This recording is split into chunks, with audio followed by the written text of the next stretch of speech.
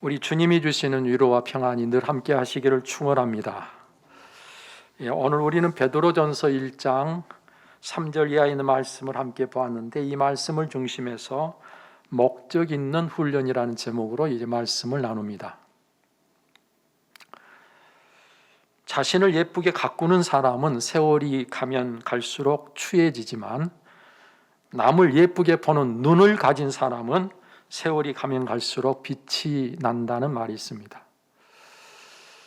자기를 열심히 가꾸는 것 필요하지만, 남을 예쁘게 보아주는 눈을 가지는 것은 얼마나 소중한 일인지 모릅니다. 두려워할 일이 없는데 두려워하는 것은 어리석은 일입니다. 그런데 두려워해야 할 일이 있음에도 불구하고 두려워하지 않는 것은 더더욱 어리석은 일이 아닐 수 없습니다. 이런 관점에서 보면 우리 그리스도인들은 세월이 갈수록 빛나고, 그리고 분명 지혜로운 사람들임에 틀림이 없습니다. 왜 그럴까요? 여러분, 그리스도인이라면 사랑의 눈으로 모든 것을 좋게 보는 사람들이 이미 된 것입니다. 세상에 그 무엇도 두려워하지 않지만 정작 두려워하려고 하나님을 두려워하는 사람들이 바로 그리스도인이기 때문에 그렇습니다. 여러분, 그런가 하면 목적도 없이 훈련만 하는 것은 피곤한 일이죠. 그런데 목적이 있음에도 불구하고 훈련을 하지 않는 것은 참으로 한심한 일이 아닐 수가 없습니다.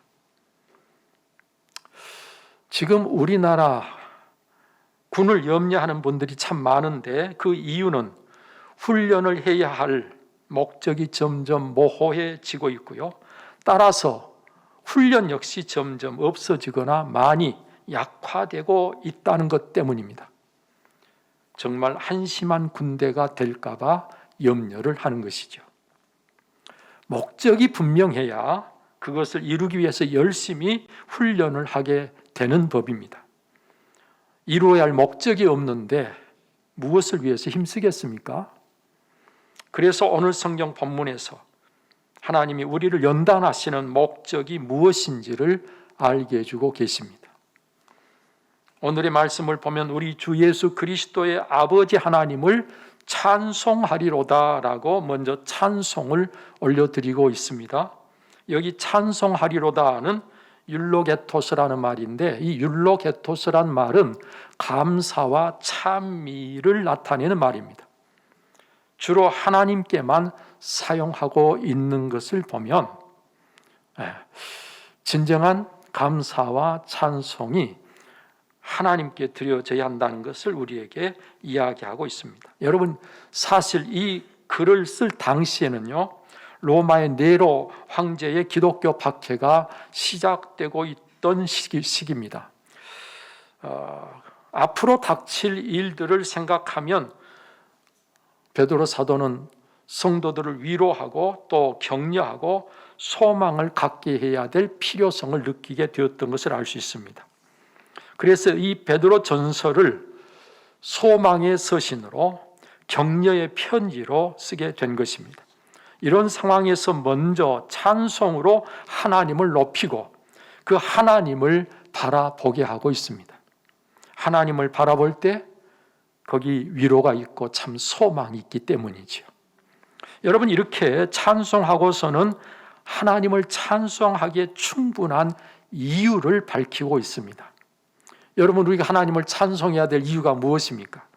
먼저 산 소망이 있게 해 주셨기 때문이라고 말씀합니다. 여기서 말하는 이 산 소망은 생명력이 넘치는 소망을 말합니다.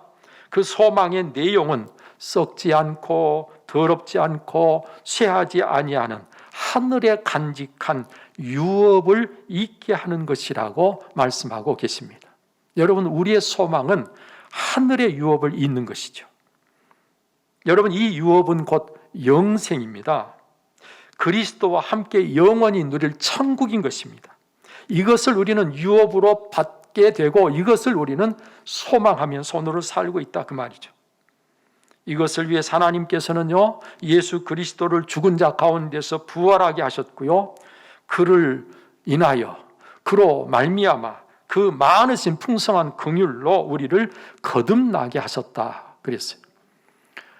하늘에 있는 영원한 유업을 우리가 잊게 해 주시려고 하나님은 두 가지, 예수 그리스도를 죽은 자 가운데서 부활하게 하셨고, 오늘 그 예수 그리스도로 말미암아 오늘 저와 여러분들이 거듭나게 해 주셨다. 오늘 성경 그렇게 말씀하고 계십니다. 예수 그리스도의 부활이 없이는 이런 일이 있을 수가 없고, 또 우리 그리스도인들이 예수 그리스도 안에서 거듭남이 없다면 역시 이와 같은 유업을 이어받을 수가 없기 때문에 하나님께서는 이 둘을 긍휼하심으로 이루어 주셨다. 그렇기 때문에 우리는 그 하나님을 찬송할 수밖에 없지 않느냐 그 말이죠. 다음으로 그 소망을 이루기까지, 그 유업을 우리가 이어받기까지 우리가 하나님의 능력으로 보호하심을 받기 때문에 찬송한다는 것입니다. 여러분, 그 능력이 무한하신 전능하신 하나님의 보호하심이 있기에 우리는 그 보호하심 가운데 거하기만 하면 그 누구도 해할 자가 없고 마지막 승리자가 될 수밖에 없다는 것입니다. 그래서 바울 사도는 이렇게 외치지요. 하나님이 우리를 위하시면 누가 우리를 대적하리요? 누가 능히 하나님께서 택하신 자들을 고발하리요? 누가 정죄하리요? 누가 우리를 그리스도의 사랑에서 끊으리요? 환난이나 공고나 박해나 기근이나 적신이나 위험이나 칼이랴라고 외치면서 이 모든 일에 우리를 사랑하시는 이로 말미암아 우리가 넉넉히 이기느니라라고 말씀하고 있습니다. 우리 스스로 그 보호를 거부하지 않는 한 하나님이 오늘 우리를 마지막까지 지키시고 보호하셔서 마침내 우리의 소망을 이루어 주실 것입니다. 하나님의 보호의 목적은 말세, 즉 예수 그리스도의 재림시에 구원을 얻게 하려는 데 있다고 했습니다. 구원은 이처럼 벌써 시작이 되었으나 우리 주님 다시 오실 때 이루어지는 것입니다. 그럼에도 지금 그 구원이 이루어진 것처럼 여기는 것은 하나님이 그 능력으로 보장하고 계시기 때문이죠. 오늘도 우리를 지키시며 우리를 보호하시고 마침내 그 소망을 이루시기까지 우리의 모든 삶을 다스리시고 이끌어 주실 그 하나님께 어찌 우리가 찬송하지 않겠느냐, 그런 말입니다. 그러므로 우리가 지금 여러 가지 시련으로 잠깐 근심하게 되지 않을 수 없다 해도 오히려 기뻐하는 것이 마땅하다 했습니다. 여기 6절 시험, 페이라스모스라는 말을 쓰는데 순전한 믿음을 위해서 성도에게 주어지는 연단을 여기서 시험이라고 표현하고 있습니다. 그러니까 여기 시험은 사실은 연단입니다. 그래서 7절에 너희 믿음의 확실함을 불로 연단하여도 없어질 금보다 더 귀하다고 말씀하고 있는 것이지요. 여러분, 이 7절에서 믿음의 확실함이라 그랬는데 여기 확실함은 도키미온이란 말인데 시련을 통해서 순수한 것으로 입증된 것을 말하고 있습니다. 이렇게 입증된 순수한 믿음은 불로 연단하여도 없어질 금보다 더 귀하다는 것입니다. 여기 우리 믿음의 훈련이란 순전한 금이나 은을 얻기 위해서 도간이나 풀무불로 연단하는 것과도 같다, 그런 말입니다. 여러분, 그래서 잠언 17장 3절에 도가니는 은을, 풀무는 금을 연단하거니와 여호와는 마음을 연단하시느니라, 그렇게 말씀하시죠. 또 예레미야서 9장 7절에서는 그러므로 만군의 여호와께서 이와 같이 말씀하시되 보라, 내가 내 딸 백성을 어떻게 처치할꼬 그들을 녹이고 연단하리라 말씀하십니다. 마치 금과 은을 풀무와 도가니에서 녹여서 그걸 자꾸 연단함으로 순전한 금, 순전한 은을 얻듯이 하나님께서 자기 백성을 녹이고 연단하시겠다 말씀하시고 계신 거죠. 이때 이 말씀을 하실 때 그 백성된 이스라엘 백성은 다 간음한 자요, 반역한 자요, 거짓으로 속이는 자요, 하나님 알기를 싫어하는 자들이어서 하나님께서 그들을 이렇게 녹이고 연단하시겠다고 말씀하셨던 것입니다. 그런가 하면 이사야 48장 9절에 10절에 말씀을 보면 내 이름을 위하여 내가 노하기를 더디할 것이며 내 영광을 위하여 내가 참고 너를 멸절하지 아니하리라. 보라, 내가 너를 연단하였으니 은처럼 하지 아니하고 너를 고난의 풀무불에서 택하였노라 라고 말씀하고 계십니다. 이렇게 하시는 것은 하나님께서 네가 정령 배신하여 모태에서부터 배역한 자라 불린 줄을 알았기 때문이다 라고 말씀하십니다. 이미 잘못된 것을 하나님 아시고 계셨기에 하나님께서는 하나님의 영광을 위해서 오늘 그의 백성들을 연단하시겠다고 말씀하시는 것이죠. 다니엘서 12장 10절에는 많은 사람이 연단을 받아 스스로 정결하게 하며 희게 할 것이나 악한 사람은 악을 행하리니 악한 자는 아무도 깨닫지 못하되 오직 지혜 있는 자는 깨달으리라 그렇게 말씀하십니다. 스가랴서 13장 9절에서도 내가 그 3분의 1을 불 가운데 던져 은같이 연단하며 금같이 시험할 것이라. 그들이 내 이름을 부르리니 내가 들을 것이며 나는 말하기를 이는 내 백성이라 할 것이요 그들은 말하기를 여호와는 내 하나님이시라 하리라 하셨습니다. 3분의 1은 연단해서 하나님의 백성답게 만드시겠다는 것이고, 그러면 3분의 2는 어떻게 하느냐? 3분의 2는 멸망할 것이라고 말씀하고 계십니다. 여러분, 이렇게 멸망할 자들은 연단이 필요 없을지 모릅니다. 그러나 멸망받지 아니하고 하나님의 백성으로 영원히 하나님 앞에 서기 위해서는 오늘 우리에게 연단이 필요한 것을 성경은 말씀하고 계시죠. 말라기 3장에도 만군의 여호와가 내 사자를 보내리니 그가 임하시는 날 누가 능히 당하며 누가 서리요. 그는 금을 연단하는 자의 불과 표백하는 자의 잿물과 같을 것이라 했고요. 그가 은을 연단하여 깨끗하게 하는 자 같이 앉아서 레위 자손을 깨끗하게 하되 금 은같이 그들을 연단하리니 그들이 공의로운 제물을 나 여호와께 바칠 것이라고 기록하고 있습니다. 신약에서 로마서 5장 4절에 인내는 연단은 소망을 이루는 줄 알미로다 그랬죠. 연단은 소망을 이루는 데 꼭 필요한 것입니다. 또 히브리서 5장 4절에서는 연단을 받아 선악을 분별하는 자들이라는 표현이 있습니다. 그렇습니다. 연단을 통해서 우리는 분별력을 갖게도 되는 것이죠. 여러분, 그러면 이렇게 하나님은 우리를 연단하시는데 하나님께서 우리 연단하신 그 목적이 무엇일까요? 우리 하나님은 아주 분명한 목적을 가지시고 모든 일들을 행하시는 분 아니십니까? 따라서 연단 역시 하나님께서 아주 분명한 목적을 가지시고 우리를 연단하시는 하나님이심에 틀림이 없습니다. 하나님께서 우리를 연단하시고 훈련하시는 목적은 세 가지입니다. 하나는 훈련은 우리의 믿음을 순전하게 하시려는 목적을 가지고 있다는 거예요. 여러분, 우리의 믿음이요 그대로 가만 놔두면 순전해지는 것이 아닙니다. 온갖 잡다한 것이 우리의 믿음 속에 뒤섞여 있어서 순전하지 못합니다. 우리가 연단을 받을 때 오로지 주님만 바라고 주님만 의지할 수 있는 순전한 믿음을 갖게 되는 것입니다. 여러분, 배가 태풍을 만나 전복될 위기를 만나면 그동안 필요하다고 가지고 있던 모든 것을 다 내버리고 단지 살아남는 것만이 전부가 되지 않습니까? 마치 그처럼 우리는 혹독한 연단 훈련을 통해서 그렇게 한 마음으로 순전히 주님만 의지할 수 있는 우리가 된다는 거예요. 그래서 사도 바울은 죽은 줄 알았다고 고백할 정도로 혹독한 시련 통해서 하나님만 의지할 수 있는 자가 되게 하셨다고 하나님 앞에서 그렇게 간증하고 있습니다.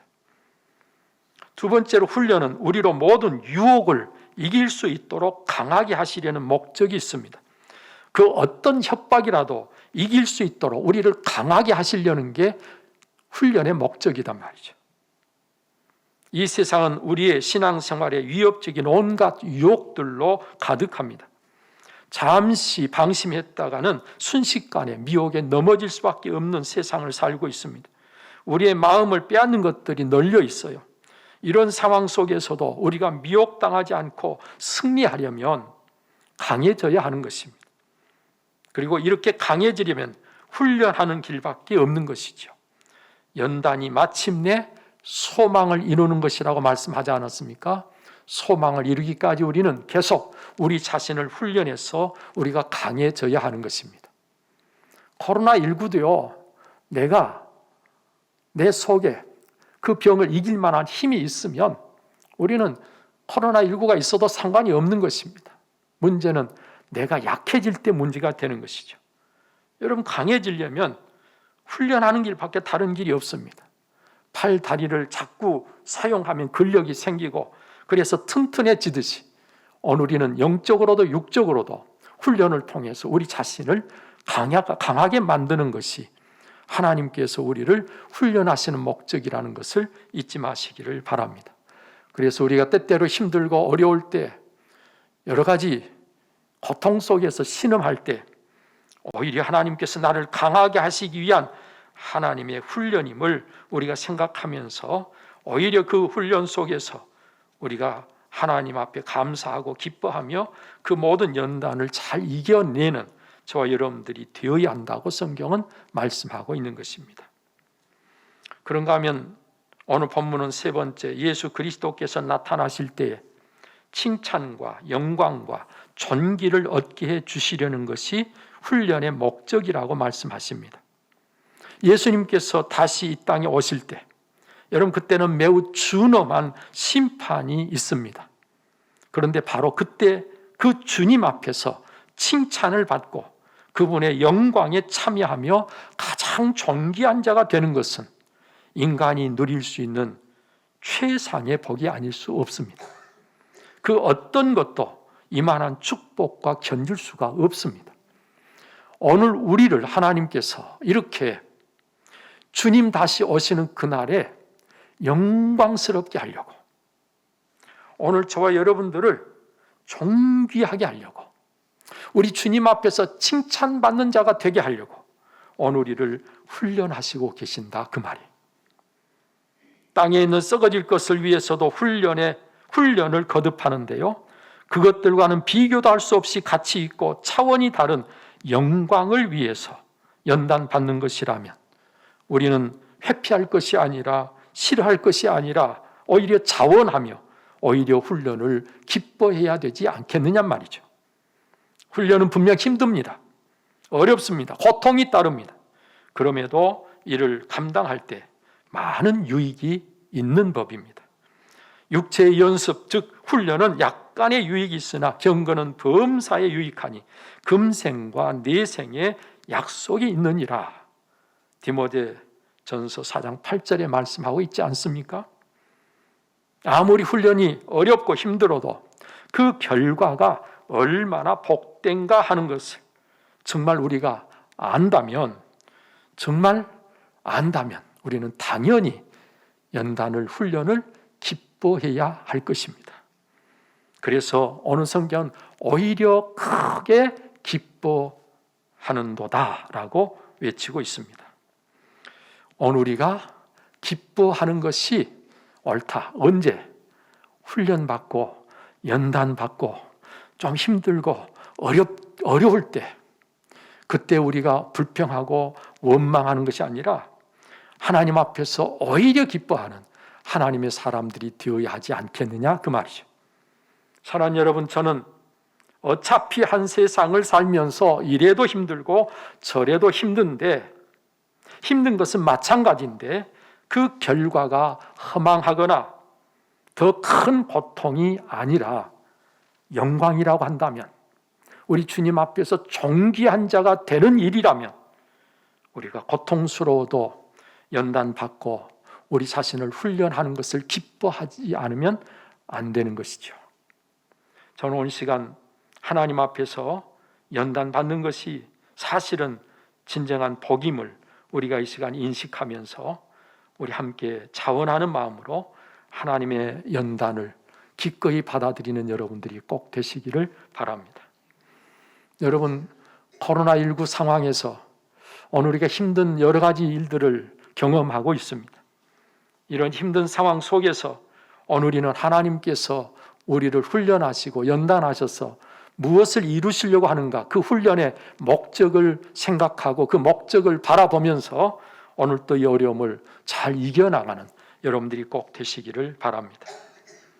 여러분, 힘들어도 불평하지 말고 욥처럼 오히려 찬송하며 기뻐하는 여러분 꼭 되시기를 바랍니다.